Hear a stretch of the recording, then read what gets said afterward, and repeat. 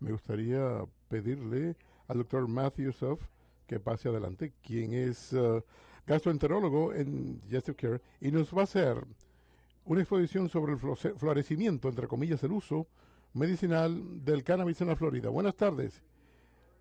Se habló de champiñones, ahora se va a hablar de hierbas y la cosa continúa. Muchísimas gracias a Dani, a Madeleine Selman y al equipo de Debbie's Dream. Esta labor es importante. En realidad tengo el honor de participar aún de una forma muy pequeña.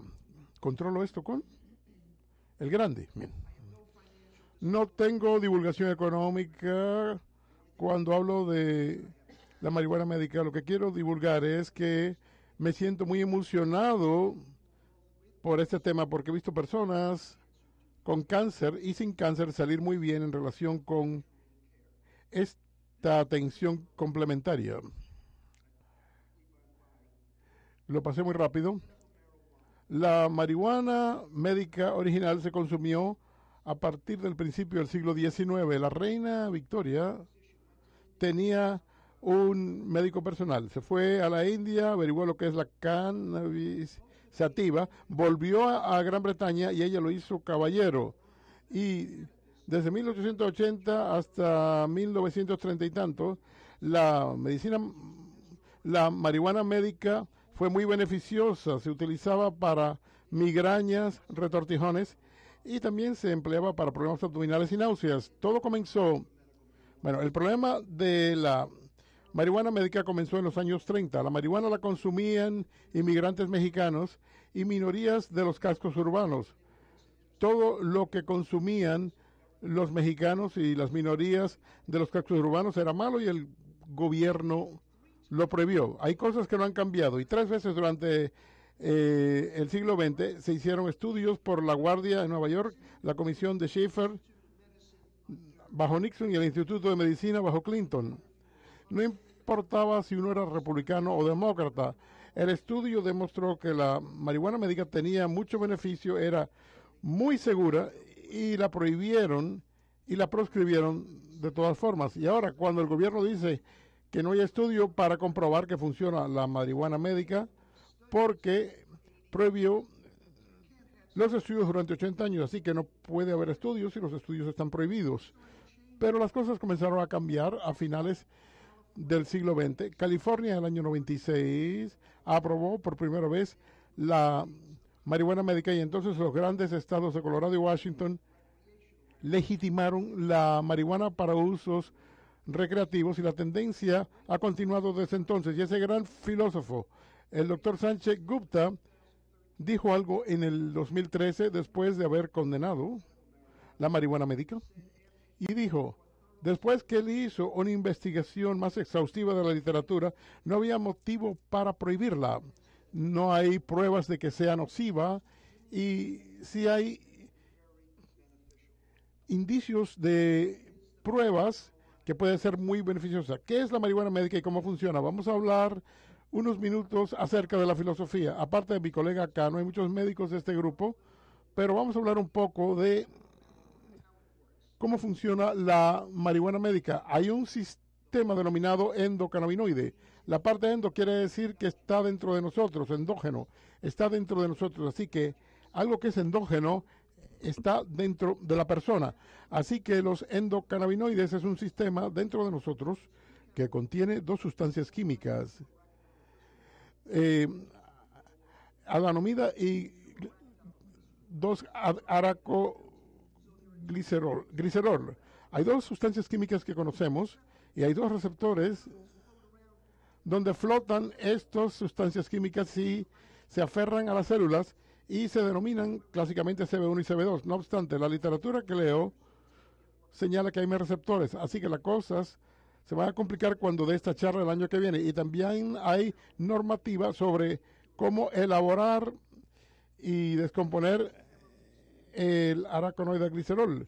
¿Qué hacen estas sustancias químicas? Son sistemas internos regulatorios, así que estas sustancias químicas circulan por nosotros y regulan el dolor que sentimos, regulan nuestro apetito, nuestra digestión, nuestro estado de ánimo. Así que cuando mi colega habla de cómo muchas de estas cosas alteran nuestra percepción del dolor, estas sustancias químicas dentro de nosotros, se trata del sistema endógeno, el sistema que tenemos dentro, regula mi estado de ánimo, el hambre que tengo, la emoción que siento, lo tranquilo que me encuentro.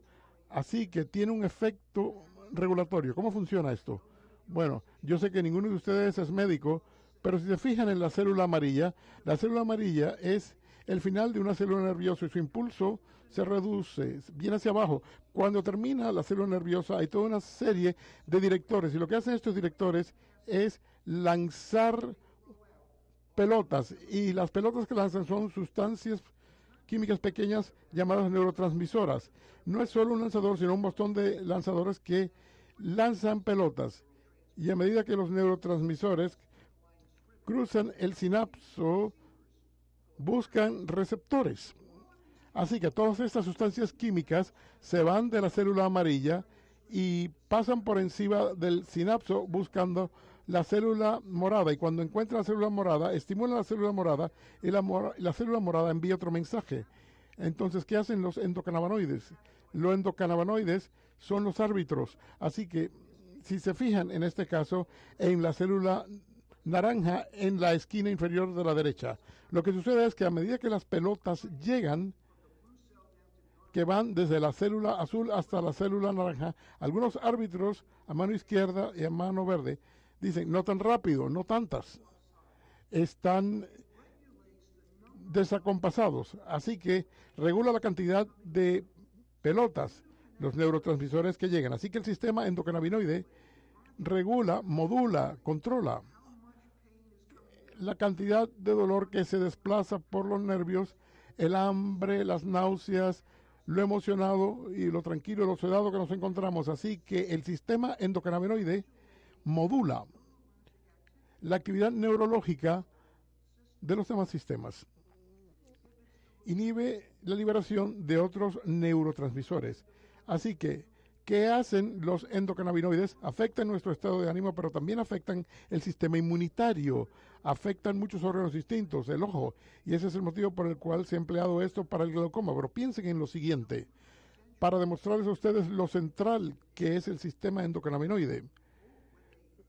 Cuando el huevo se fecunda, al tercer día de la fecundación, ese cigote ya está elaborando los endocannabinoides y esos endocannabinoides son necesarios para que el huevo fecundado se implante en el útero de la madre. Así que eso demuestra lo central que es el sistema endocannabinoide para toda la vida de los vertebrados. Se encuentra en todos los vertebrados. También está en el ojo y en muchos sistemas de órganos, y todo tiene que ver con los receptores, el CB1 que mayormente está en el sistema nervioso central y el CB2 que está a lo largo del cuerpo. El CB1 está en el cerebro, así que partes como el hipocampo que controla la memoria, la amígdala que controla la emoción. Yo estoy muy emocionado aquí y la amígdala mía está funcionando muchísimo, así que los receptores CB1 están a lo largo de nuestro cerebro y demuestran el papel central que desempeñan regulando las emociones y muchas conductas neurológicas. El CB2 está en nuestro sistema inmunitario.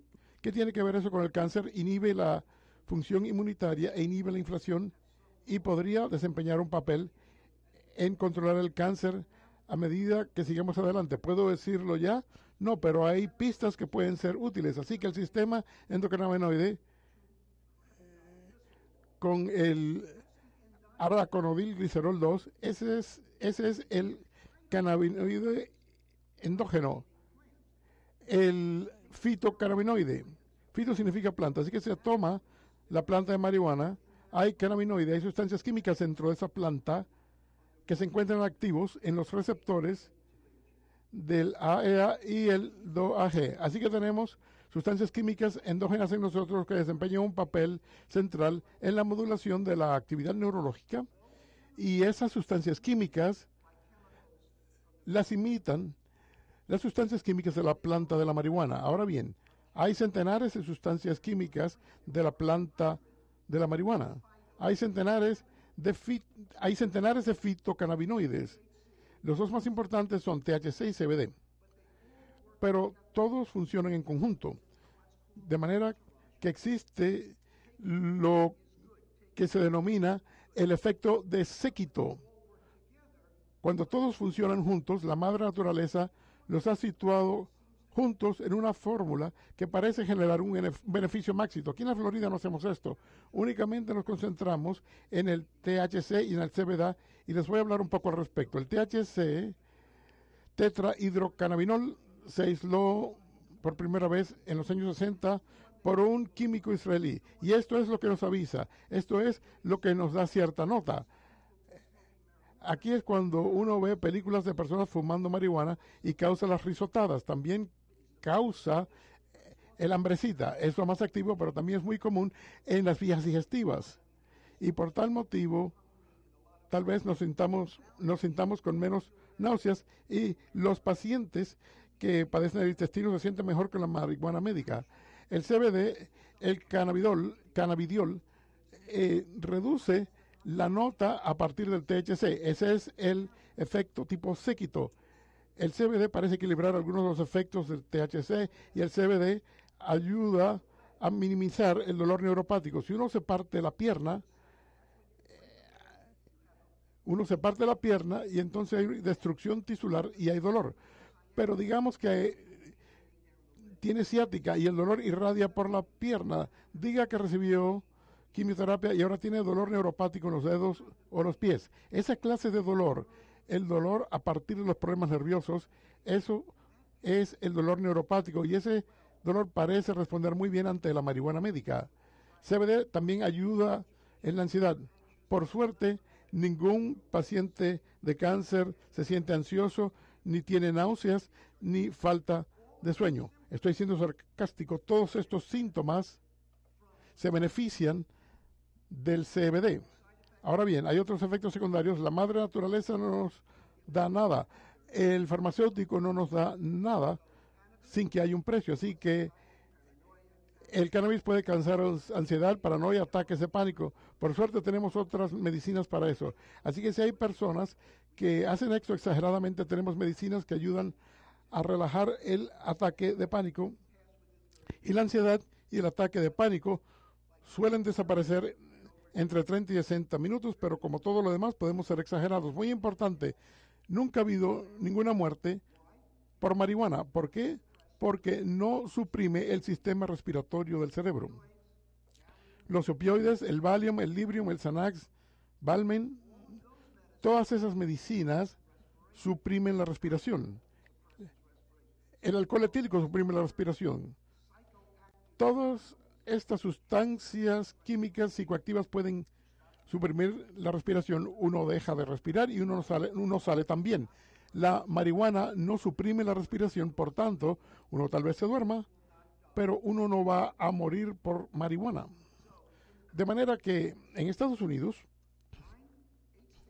8 estados y Washington, la capital, han legalizado la marihuana para uso recreativo, mayormente en los estados demócratas, pero muchos estados, tanto demócratas como republicanos, han legalizado la marihuana para consumo médico, inclusive el gran estado de la Florida. Así que, ¿qué sucede en la Florida? Al principio, en el 2014, se habló de la Charlotte's Web. Era un producto a base de CBD para controlar las convulsiones en una joven llamada Charlotte, que no respondía ante ninguna medicina contra las convulsiones y salió muy bien. Lo ampliamos un poco. En el 2014 comenzamos a utilizar CBD. A principios de 2016, el cuerpo legislativo del estado permitió el THC para las personas con enfermedades terminales o pacientes de cáncer.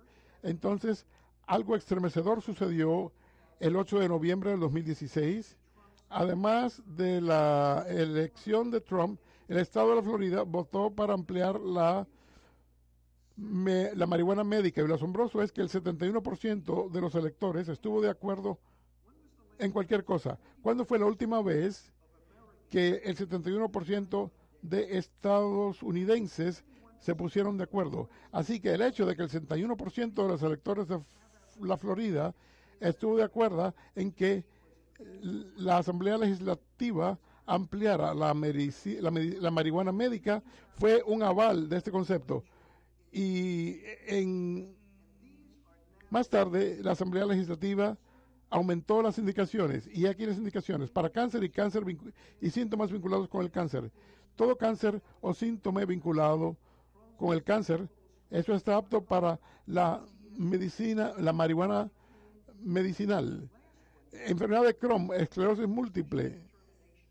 Y lo último dice, determinación del médico. Fíjense en la parte de abajo, cualquier padecimiento semejante a uno de los padecimientos especificados. Si no es cáncer, si tengo un paciente de colitis ulcerativa, la colitis ulcerativa semejante a Crohn's, puedo justificar la marihuana medicinal. Los médicos tenemos un poco de margen cuando encontramos a un paciente que está apto para la marihuana médica. ¿Qué puede hacer la marihuana médica por usted y por nosotros? Ayuda en nuestros síntomas, las náuseas, los vómitos, mejora el apetito, ayuda a dormir, reduce la ansiedad. Sencillamente uno se siente mejor a causa de ella. La euforia es una sensación de bienestar y de alegría. Eso es una buena meta. Así que si puedo lograr que el paciente se sienta sumamente alegre, CBD en dosis bajas podría sedar, en dosis más elevadas tal vez estimule un poco más. THC reduce la ansiedad, ese es el estrés, me siento mejor. Pero si la consumo exageradamente, el efecto opuesto puede ocurrir. Aspirina, 80 miligramos, ayuda contra el infarto. 660 miligramos sirve para la artritis. La misma medicina de la aspirina puede tener diversos efectos a dosis distintas. Lo mismo ocurre con el CBD y THC. Hay diversas cepas de marihuana. La sativa, que significa rayos de sol y estimulación. Sativa estimula un poco más. Cuando se consume índica, uno está en el sofá. La índica tranquiliza más y es mejor por la noche. Importa porque si uno llama a un dispensario para conseguir marihuana médica, le pregunta a uno por la cepa. Así que como persona que receta la marihuana médica, yo especifico la sativa por el día y la índica para por la noche. Esto es muy importante. Si la persona va a consumir marihuana médica, si se fuma o se vaporiza, y la vaporización se encuentra disponible en la Florida, pero no fumarla. Si se inhala, comienza a funcionar a los 2 o 4 minutos, llega a su punto máximo a los 5 o 6 minutos y dura tal vez 2 o 3 horas. Si uno va a Colorado y se la come en una galletita o si se la toma en una píldora que se ofrece en la Florida, por vía oral puede tardarse hora y media en funcionar. Llega al punto máximo como a las 2 horas, pero puede durar de 4, 6 a 8 horas.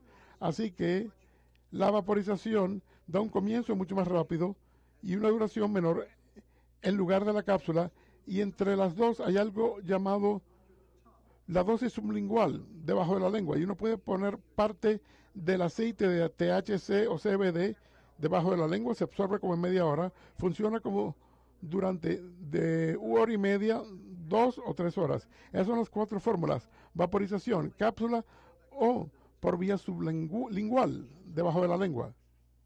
¿Cuáles son los pacientes que están aptos para esto? Hay que vivir en la Florida. Si usted vive en Connecticut y viene a la Florida provisionalmente, y si su licencia de conducción es de Connecticut, usted no está apto. Tiene que vivir en la Florida con una licencia de conducción de la Florida. Hay que tener 18 años. Hay pacientes menores de 18 años. Hace falta que el padre o el tutor esté allí. Y uno tiene que padecer de una enfermedad aprobada. Estas son las enfermedades aprobadas. ¿Cómo lo hago? Algo que se me preguntó es esto. Si usted viene a mí, ¿cuál es el proceso? En primer lugar, usted viene al consultorio, tiene que ser en persona por ley estatal. El doctor documenta el diagnóstico asegurándose de que figura en la lista y cuáles son los síntomas. Tengo que asegurarme de que usted no esté embarazada. Hasta tengo que preguntarle eso a los hombres. Muy pocos lo han respondido afirmativamente. Tengo que comprobar si hay una enfermedad mental. Si usted está ligeramente deprimido, esos son los problemas. Si usted está esquizofrénico activamente y usted me ve doble, usted no está apto. Si tiene antecedentes de abuso de narcóticos, en realidad tengo que tenerlo en cuenta. El paciente firma un consentimiento informado. ¿En qué consciente? Tiene que saber que esta medicina no está aprobada por la FDA, ni el FBI, ni la CIA. Así que en ninguna circunstancia es esto legal a nivel federal. Así que hay que comprender que tienen que decirle, hay que decirle que no hay estudio que funciona. ¿Por qué? Porque el gobierno no ha permitido esos estudios, pero puedo comentarles ya que esos estudios se realizan. El paciente entonces firma un ABN, un aviso de beneficiario avanzado. El paciente se asombra cuando se entera de que la marihuana médica no la cubre Blue Cross. Blue Cross no cubre muchas cosas y lo último que va a hacer es cubrir la marihuana médica. Así que es en efectivo. Uno compra la marihuana médica a la antigua, se emplea el dinero. Así que las visitas al consultorio son en efectivo o con tarjetas de crédito. O uno la compra con tarjetas de crédito, efectivo o cheques. En el consultorio hago la evaluación, entonces me conecto con internet y tomo la información que recibí del paciente, la fecha de nacimiento, el número de seguro social, la dirección, el número telefónico, todo se ingresa allí y entonces el paciente recibe un correo electrónico procedente del Estado. De 3 a 5 días hábiles, el paciente responde al correo electrónico, tiene que rellenar un modelo, enviar un cheque, enviar una foto de su licencia de conducción para comprobar que vive en la Florida y entonces envía una foto tamaño pasaporte. Una vez que eso le llega al Estado, el Estado entonces se pone a funcionar y se tarda de 1 a 3 meses en aprobarlo. En estos momentos lo hacen de 4 a 5 semanas, así que la cosa funciona mucho más rápidamente que hace 6 o 8 meses. Así que los pacientes que ingresan al registro ya reciben su aprobación en 4 a 5 semanas. Entonces, una vez que se aprueba el paciente, me llaman, yo vuelvo al registro informatizado de la marihuana médica, yo certifico al paciente y entonces pido lo que dijimos. ¿Qué pido? Bien, pido THC o CBD o ambas. Puedo pedir 2 modalidades de THC y 2 modalidades de CBD. Por ejemplo, puedo darle una cápsula de CBD de 2 a 3 veces al día y puedo dar un vapor de CBD si así lo elijo. Puedo dar CBD a nivel sublingual o en vapor. ¿Qué es lo que en realidad hago?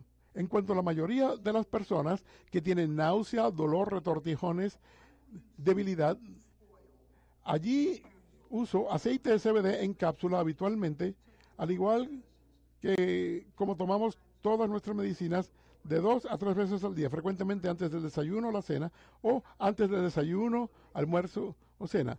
Les pido que se lo tomen habitualmente y entonces uso THC en vapor por la noche. El paciente puede relajarse, se puede sentir un poquito en nota y se puede dormir.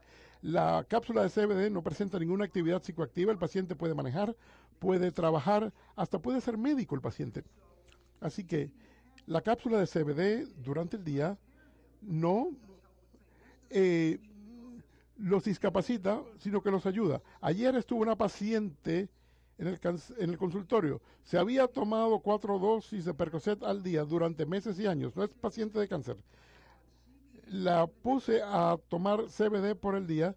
Su consumo de narcóticos se ha reducido a la mitad. Esto es en un solo mes. Ella se sienta tan encantada. Esto fue ayer por la tarde. Así que he visto a personas reaccionar ante el CBD. Este es el que no le da uno nota, no causa risa.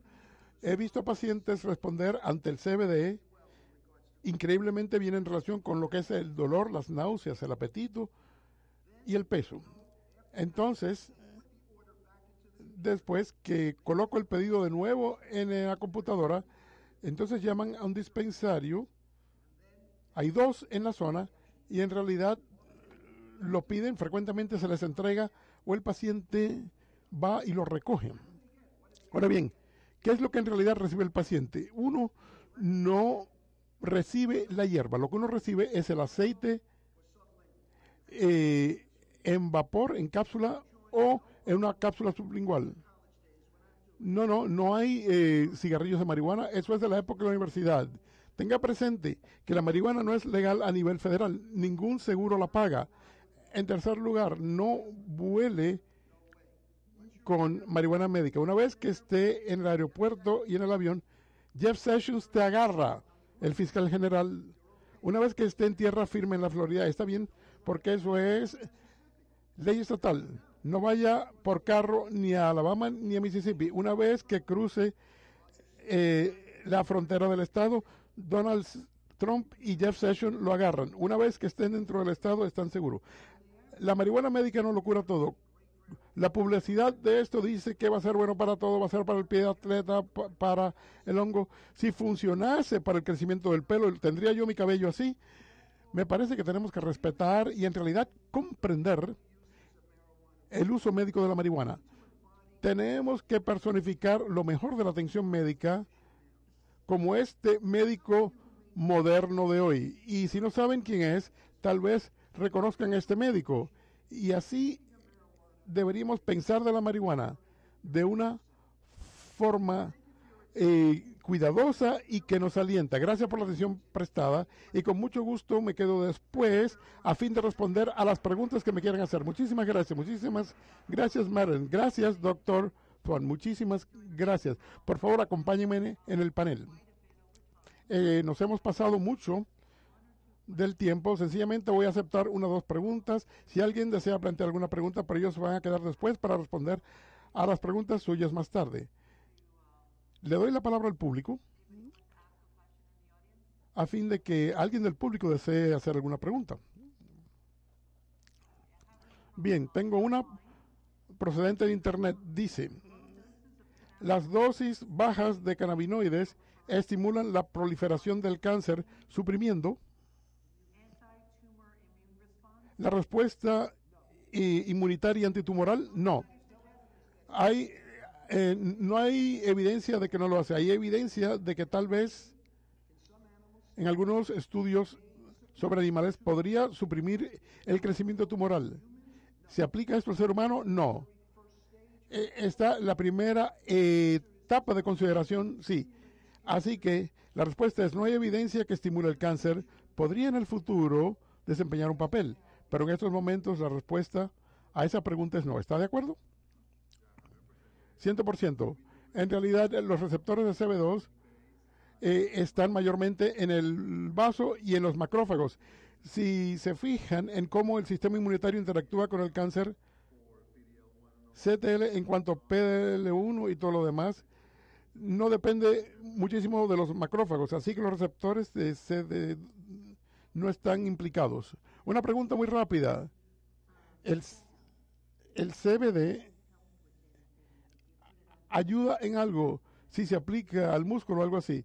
La respuesta es, sin lugar a dudas, que quizás. Estoy seguro de que tal vez ayude y depende, de nuevo, si se trata de artritis, tal vez menos. Si usted tiene más dolor muscular o más dolor nervioso, podría ser útil. Lo pedí un par de veces, los pacientes no han quedado abrumados por los beneficios. Un paciente salió bien, pero los demás pacientes en realidad no pensaron que era tan útil. Es una opción. El SAB es útil. Si tienen dolor en la espalda, podría ser útil y sin lugar a dudas vale la pena probarlo. Bien, me gustaría plantearle una pregunta a Patitia Ananio, de ser posible. ¿Cuál fue tu experiencia con los enfoques integrativos? Hubo varias cosas que hizo mi padre, además de la quimioterapia. En realidad nos beneficiamos. Él se benefició de la acupuntura porque tenía muchos problemas respiratorios a consecuencia de las medicinas y la acupuntura le despejó las vías respiratorias. Jamás se le había aplicado acupuntura anteriormente y lo ayudó mucho. Hablé con mi médico también de la meditación. Mi padre meditaba de 3 a 4 horas todos los días y eso le fue muy útil. Desde luego, la alimentación saludable, los ejercicios y muchos suplementos, astrólogo, los champiñones, el ginseng.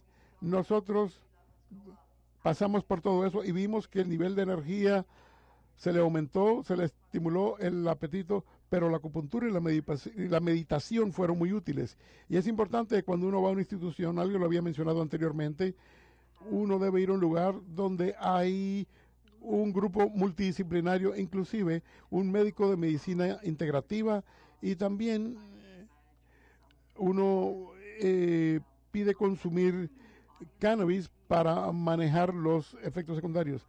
¿Alguien del público ha tenido alguna experiencia con la marihuana medicinal durante su propio tratamiento o durante el tratamiento de su ser querido? ¿Alguien quisiera decírnoslo? Sigue siendo algo muy nuevo, está muy al principio. Ha estado disponible durante el último año o año y medio. Puedo decir que yo soy una de esas personas. Y cuando recibí tratamiento, tenía mucha ansiedad. Como investigadora sobre el cáncer, trataba de preservar mi empleo, trabajaba, manejaba lo de mi familia, manejaba muchas cosas distintas, me daba mucha ansiedad. Y lo que acabas de mencionar, en cuanto a tomarme algo por la noche que me permita dormir, tampoco podía dormir por la noche, me ayudó en las náuseas y en todo eso, y fue algo sumamente útil, así que tuve una experiencia sumamente útil con esto. Sí, ¿sabías que había dos tipos distintos de cannabis? Sí, recibí muchos tratamientos. En realidad, le pregunté al doctor Kushner, sabiendo que él es también médico de medicina integrativa. Es muy importante que uno escoja la cepa correcta porque uno no debe dormir durante todo el día. Yo quería estar despierta y me encuentro activa durante el día para poder hacer mis ejercicios. Tenía que trabajar, tenía que emplear el cerebro para trabajar. Así que si tomaba índica durante el día, no salía muy bien. Así que tomaba sativa por la noche y la índica, sativa por el día y la índica por la noche. Quiero hacer una pregunta. ¿Conoce usted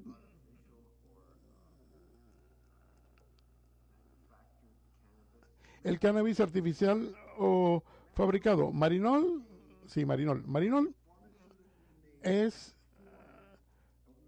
una modalidad farmacéutica de uno de los cannabinoides. Se indica para estimular el apetito. También podría ser útil contra las náuseas. Por experiencia propia, no he quedado muy animado por las respuestas de los pacientes. Los pacientes les dan ciertos efectos secundarios y es muy difícil competir contra la madre naturaleza. Así que las empresas farmacéuticas que elaboran el marinol no salieron tan bien como la madre naturaleza y la cannabis sativa que produjo. Yo sé que está indicado para las náuseas y para estimular el apetito, pero no funciona tan bien. Pero hay que tener cuidado porque también, aparte de marinol, ya verá que hay preparativos de CBD técnico para fines recreativos y también los tetrahidrocannabinoides a razón de dosis enormes que se consumen. Y las presentaciones naturales, si uno las lleva a miligramos, vendrían siendo como 7 hasta 50 miligramos. En la mayoría de las preparaciones he visto algunos preparativos artificiales a niveles que son 10 veces mayores. Y tal vez uno tenga más efectos secundarios. Así que hay que tener cuidado con los preparativos o preparaciones artificiales.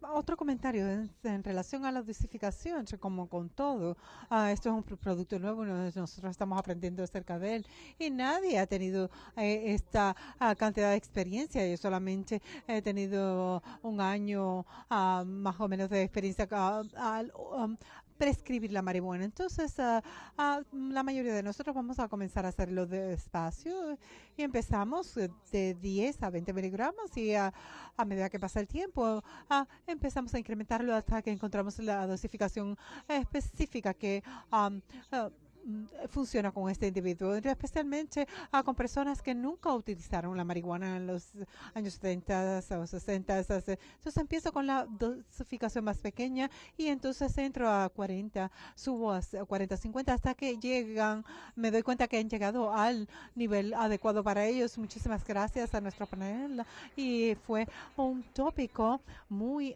interesante para el cual hemos estado esperando varios años